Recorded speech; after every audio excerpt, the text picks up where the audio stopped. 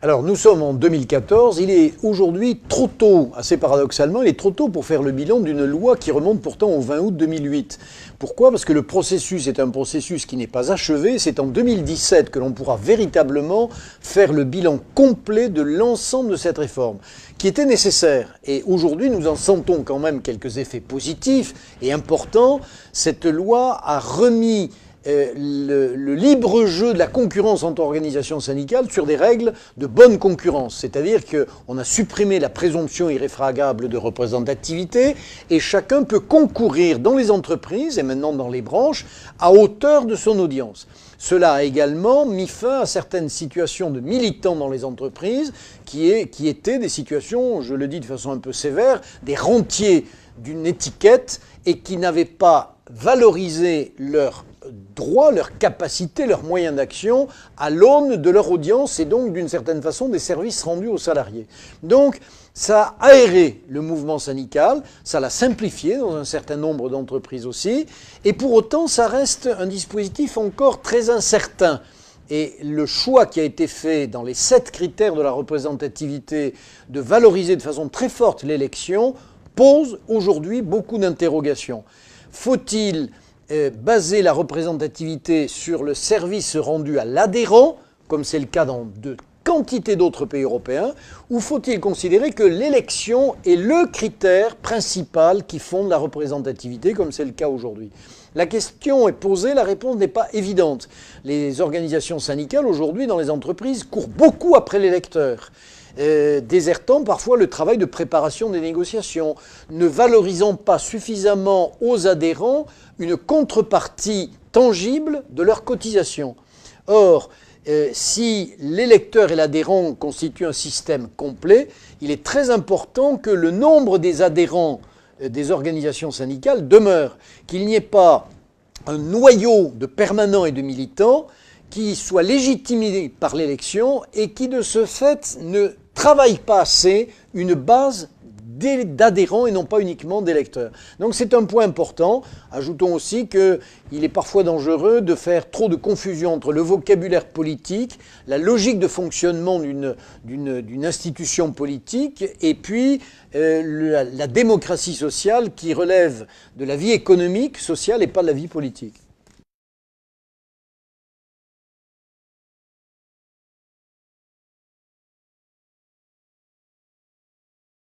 Oui, ce rapport est un très solide et très grand rapport. Bon, il était nécessaire d'établir une réflexion et de poser les bases d'un remodelage, d'une redéfinition des critères de la représentativité patronale.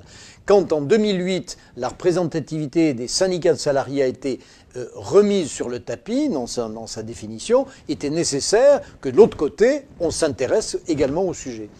Pouvait-on le faire sur le mode valorisant précisément l'élection et en faisant de l'élection le système central de définition de la représentativité patronale? À l'évidence, non. Et nous sentons bien toute la finesse de ce rapport Combrexel qui, effectivement, reprend l'architecture générale de la réflexion sur la représentativité des syndicats de salariés, mais met bien l'accent sur l'adhésion.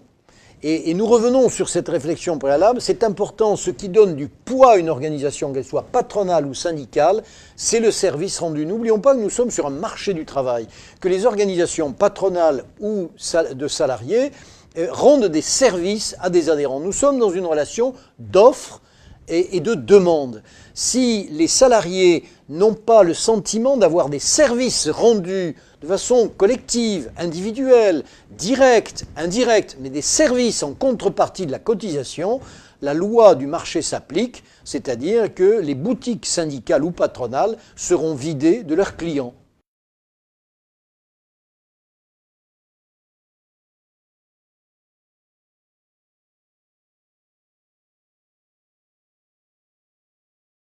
Un rôle irremplaçable. Et le dire, ce n'est pas faire de la flagornerie, c'est pas être dans une attitude de flagornerie.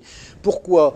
Parce que la négociation collective, les contrats collectifs, les conventions collectives, les lois sociales ont leur place.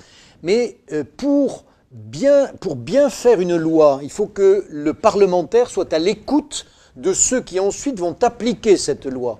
J'ai siégé dans cette instance au moment où il y a eu une loi sur le SMIC. C'était en 2002. Et je me souviens parfaitement, c'est un souvenir très vif, de l'écoute qu'avait à cette époque le ministre du Travail, c'était François Fillon, qui aurait pu suivre sa majorité. Il a demandé un rapport et un avis au Conseil économique et social, qui, de façon très ramassée, très rapide, a remis son avis. Le ministre du Travail a suivi l'avis du CES, du Conseil économique et social, et non pas les vents contraires de sa majorité politique. Il avait raison, parce que sur une affaire comme celle-ci, ce sont bien ensuite les acteurs qui avaient échangé entre eux qui l'ont fait. Par ailleurs, le Conseil économique et social, qui rend des avis dont la qualité peut être diverse, nous le concédons, est un lieu irremplaçable de contact. Il n'y a pas d'enjeu immédiat. On n'est pas dans des figures de représentation, de négociation ou de contestation. On est précisément dans cette étape où l'on se côtoie, où l'on essaye de comprendre l'autre. Les spécialistes de la négociation le savent. Une bonne négociation, c'est d'abord savoir ce que veut l'autre. Eh bien, le Conseil économique et social est un lieu où se rencontrent les acteurs pour se comprendre.